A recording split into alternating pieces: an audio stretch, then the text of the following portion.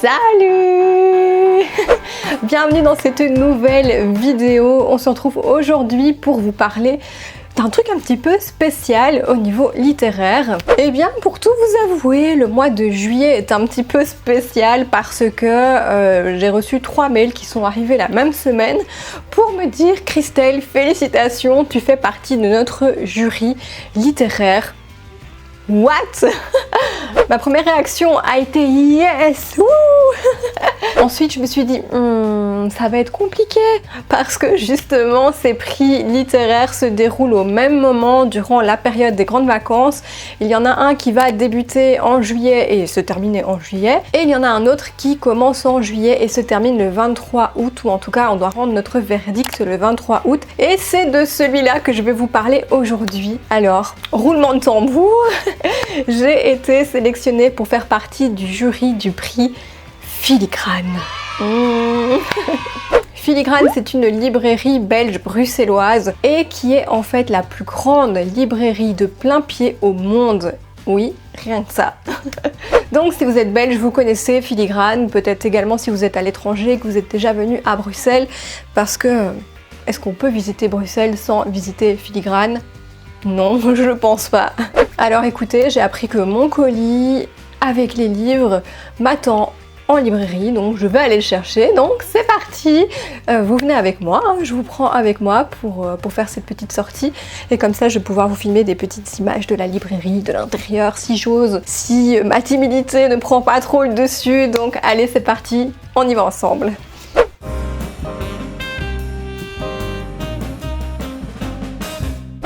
Hello.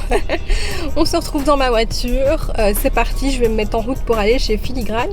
Je vais vous emmener avec moi, je vais voir si c'est possible de filmer un petit peu dans la librairie, etc. Je m'en vais chercher mes 8 livres, je suis un petit peu stressée. Vous connaissez la timidité. Donc c'est parti, il fait mourant de chaud, je vais enlever ma chemise. Et c'est parti, on part dans la circulation bruxelloise, on adore. A tout de suite.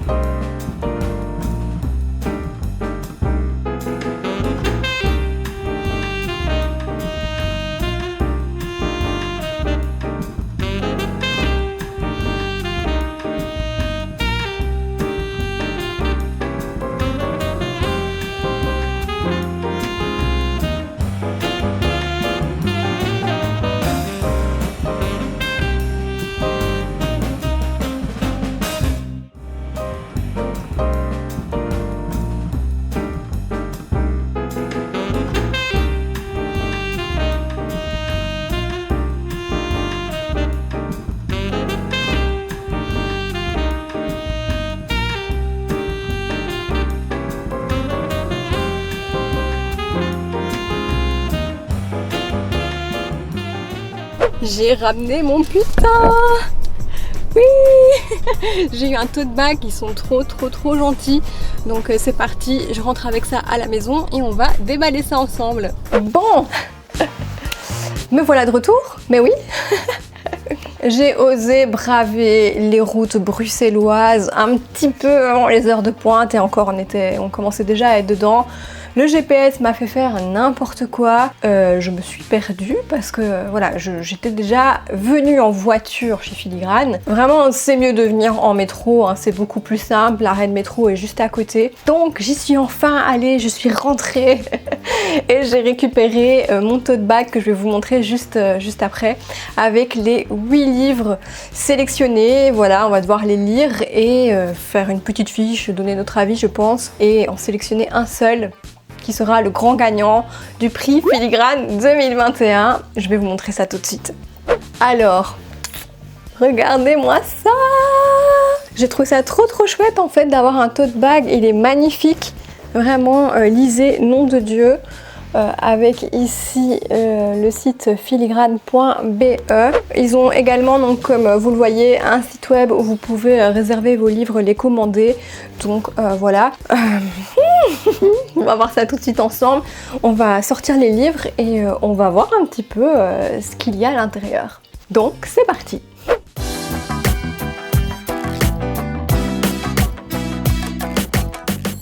Alors, qu'avons-nous à l'intérieur?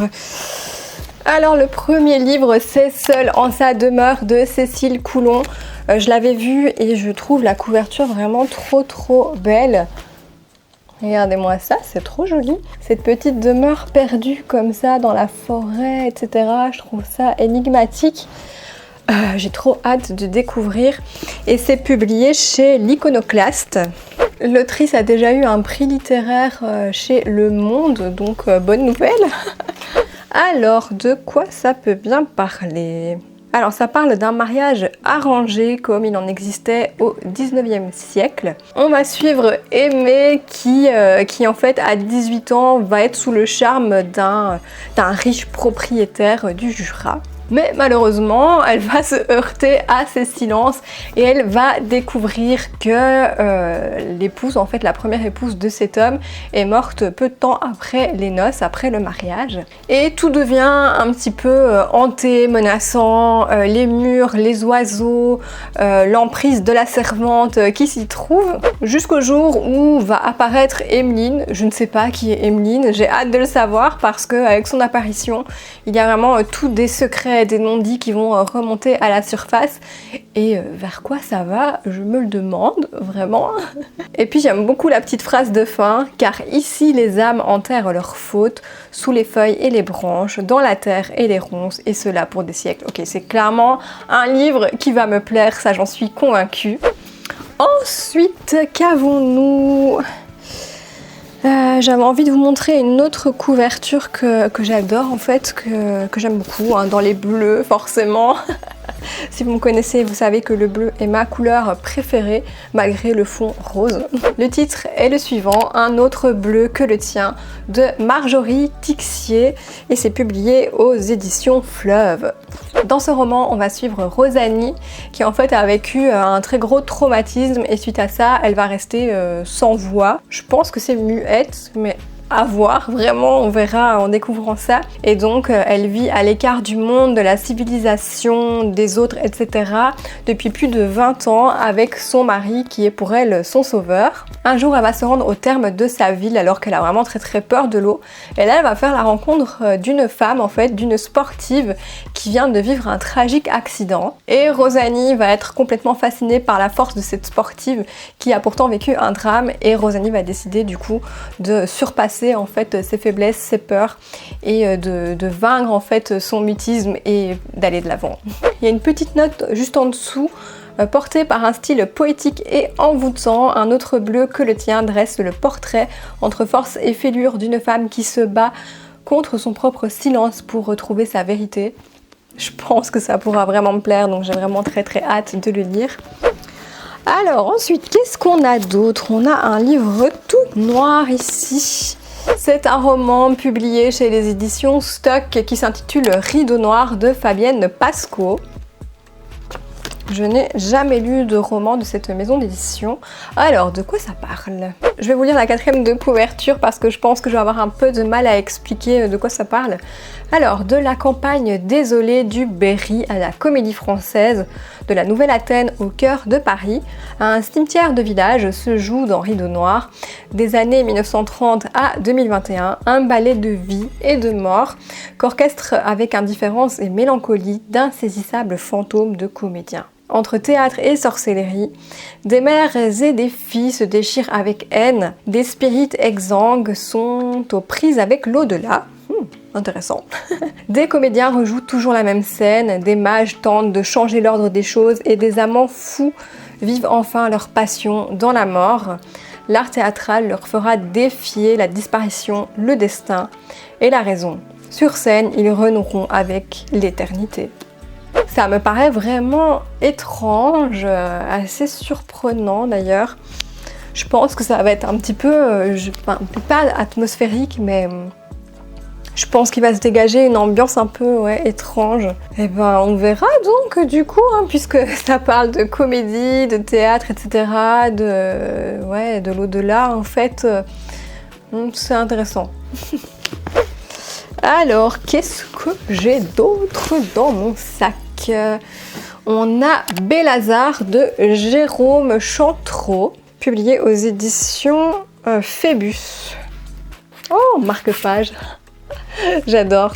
Oh, c'est trop bien. Il est trop beau.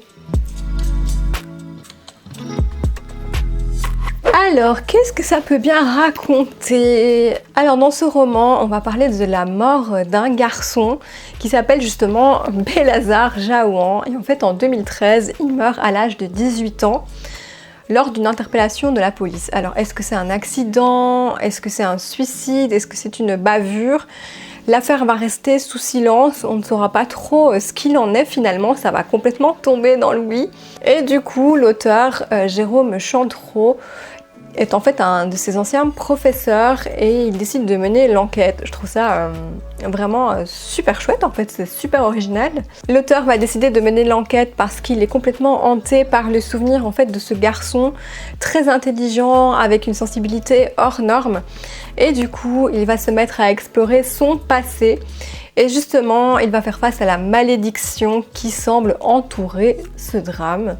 L'adolescent était en fait un artiste très prolifique qui a laissé un jeu de piste que notre auteur va suivre. Je trouve ça hyper intéressant, ça promet en fait de belles recherches, j'ai hâte de savoir ce qu'il en est. Et pour découvrir la vérité, Jérôme va devoir sombrer dans le monde de l'imaginaire et complètement perdre pied avec la vie en fait qu'il connaît, avec le réel. Ça laisse présager un très beau moment, je trouve ça très original et j'ai hâte de découvrir le dénouement final. Le 5e livre, le premier exil de Santiago H. Amigorena, publié chez POL. Je connais pas cette maison d'édition. Désolée, mais POL édition, ok. C'est les abréviations de quoi? Ça me perturbe, ça, moi dès que je vois des abréviations, dites-moi s'il vous plaît, POL, c'est qui?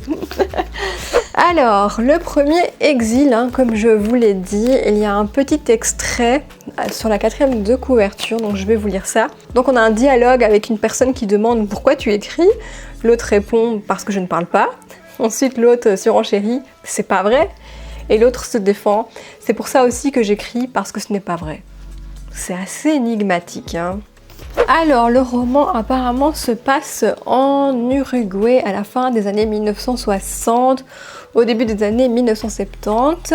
Il y a une petite phrase encore, j'ai appris à donner à mon silence la forme qu'il a aujourd'hui, une forme littéraire. C'était des années de fièvre et de sang, celles où les pires dictatures que l'Amérique latine ait connues se mettaient en place. Cette terre, je l'ai perdue, comme j'ai perdu ma langue maternelle. Ce qui demeure, ce à quoi voudraient rendre hommage ces pages, c'est à cette autre partie qui nous appartient à tous parce qu'elle ne sera jamais à personne, l'enfance.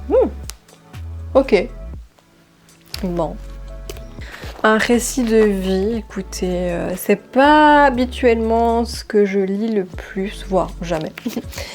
Mais why not, en Uruguay, ouais, pourquoi pas. C'est intriguant, je sais pas ce que vous en pensez.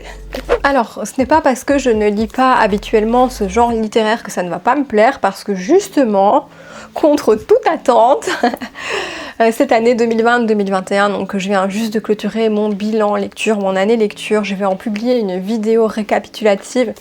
J'ai appris que mes plus grands coups de cœur sont justement des livres et des genres littéraires que je n'avais jamais lus auparavant. Donc voilà, je laisse vraiment une chance à ce livre, c'est possible que ce soit très touchant, donc on verra.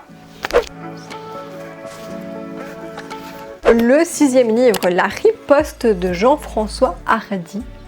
C'est publié chez Plon Éditions. Je ne sais pas si on dit Plon à la française ou Plon. Je pense que ça doit être Plon. Je vais enlever ici le petit... je ne sais plus comment ça s'appelle. Ah pour pouvoir lire la 4e de couverture. Dans ce roman, on va être en plein cœur de Paris. Mais un Paris en fait qui est désagrégé par la crise écologique, où il y a énormément de misère. Voilà, il y a beaucoup de rationnement alimentaire, il y a de la violence, de la canicule, des maladies, bref, je trouve que c'est une très belle dystopie, ça ressemble en tout cas. Et on va retrouver un mystérieux mouvement qui s'appelle Absolum, voilà, qui placarde des affiches en fait dans la ville, etc., qui fait tout pour gagner du terrain. Et son slogan, c'est « Révolution pour la Terre ». Donc ouais, un roman qui est plutôt axé écologie, climat, etc.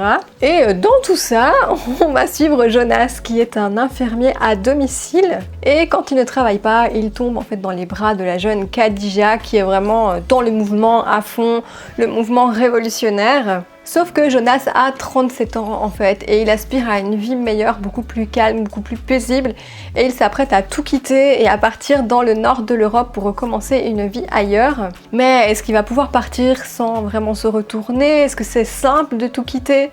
Est-ce qu'il va arriver à faire changer d'avis Khadija et lui demander de partir alors qu'elle est vraiment à fond et impliquée dans le mouvement de révolution pour sauver la Terre? Eh bien, il va falloir lire le livre pour le savoir. Et d'un autre côté, Jonas se demande également ce qui est arrivé en fait à sa sœur Natalia, il me semble, oui, qui est sa seule famille, qui habite vraiment la campagne, qui est sans électricité. Donc voilà, est-ce qu'elle est toujours en vie?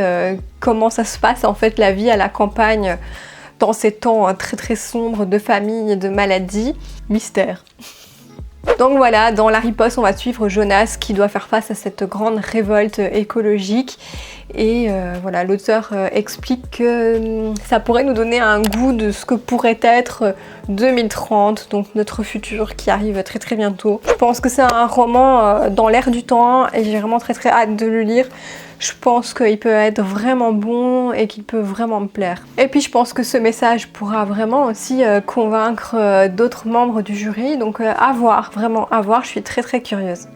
Avant-dernier livre, nous avons Jackie de Geneviève Damas, publié chez Gallimard. Alors vous savez, Gallimard, c'est la maison d'édition qui publie des romans sans couverture, j'allais dire, mais vous avez vu d'autres romans aussi sans vraiment couverture illustrée, c'est très très simple, où ils expliquent que seul le texte compte en fait, pas besoin de mise en scène, d'illustration, etc. Le texte à lui seul fait le job. Dans ce roman, on va suivre un jeune belge d'origine marocaine qui s'appelle Ibrahim Bentayeb, fiché S en fait, et qui doit réaliser un mémoire de fin de lycée sur un sujet de société, et il est complètement en décrochage scolaire. Voilà, il n'a plus la motivation du tout, il a envie de tout quitter, de jeter l'éponge, et voilà, il a envie de redoubler. Il se dit à quoi ça sert de continuer, je m'en fiche, je vais redoubler. Mais c'était sans compter son professeur qui n'a pas du tout envie qu'il abandonne. Il croit en son élève et lui dit « Écoute, choisis un sujet qui te tient vraiment à cœur, ça pourra t'aider à avancer et ça peut être une très très bonne idée. » Donc Ibrahim décide de rédiger son travail autour de Jackie en fait. Jackie, c'est une personne qu'il a rencontrée il y a quelques mois dans un atelier inter-école. Et Jackie venait de Beth Yaldout, un lycée juif des quartiers chics de Bruxelles. Je connais pas du tout ce lycée, je sais pas du tout si c'est vrai. ou si c'est de la fiction, il faudrait que je me renseigne. Et dans ce roman, l'autrice va réussir en fait à concilier deux univers qui sont complètement différents, avec beaucoup d'émotions, donc il me tarde de savoir un petit peu ce qu'il en est. Dernier livre, allez hein. François Roux, La vie rêvée des hommes. J'ai vu ce titre passer. C'est un titre qui reste en mémoire en fait, La vie rêvée des hommes, mais de quoi ça parle? Et c'est publié aux éditions Albin Michel. Ok, nickel, ça parle d'homosexualité. Je pense que je n'ai jamais lu de livre sur le sujet en fait. Non. Faut dire que je lis plutôt du polar et du thriller, donc c'est vrai qu'on se penche pas trop sur les relations homosexuels, bisexuels, sur tout ce qui est transgenre, identité, bref. Dans ce roman, on va suivre en fait deux hommes, un qui est américain, l'autre qui est français, et qui ont une relation interdite. Une relation qui est vraiment très compliquée, et donc on va les suivre de 1944 à aujourd'hui dans les démarches d'acceptation en fait. Donc ils vont se confronter à la famille. Est-ce que la famille va accepter en fait leur relation, leur liaison? Ils vont se confronter aussi à tout ce qui est la société, le qu'en dira-t-on, et on va suivre le douloureux passage de la clandestinité à la légalité. Donc je pense que ça peut être vraiment poignant, vraiment émouvant.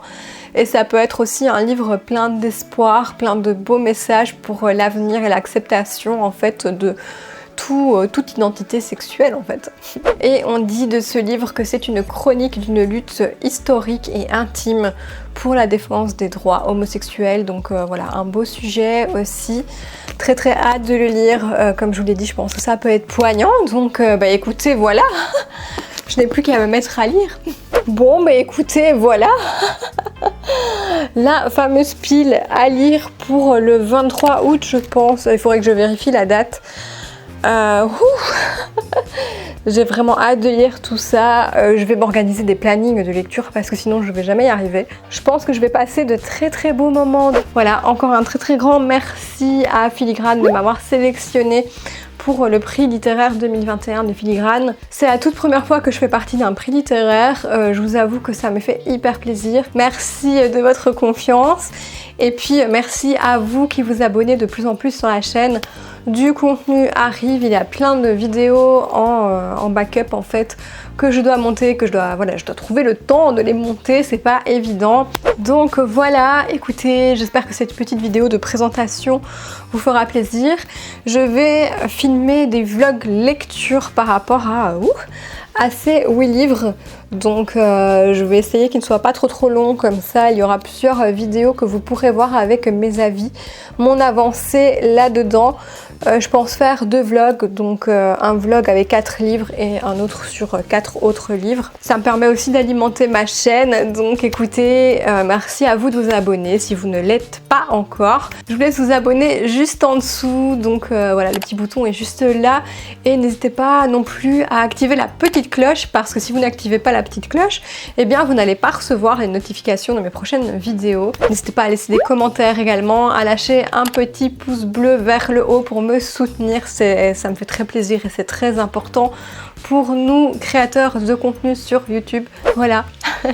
Encore merci Filigrane, merci à vous tous de me soutenir.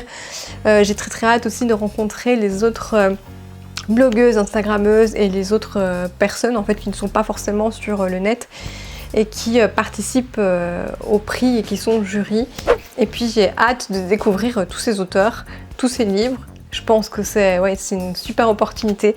Donc voilà, merci d'avoir regardé cette vidéo jusqu'au bout. Et je vous dis à très bientôt dans une prochaine vidéo. Ciao ciao!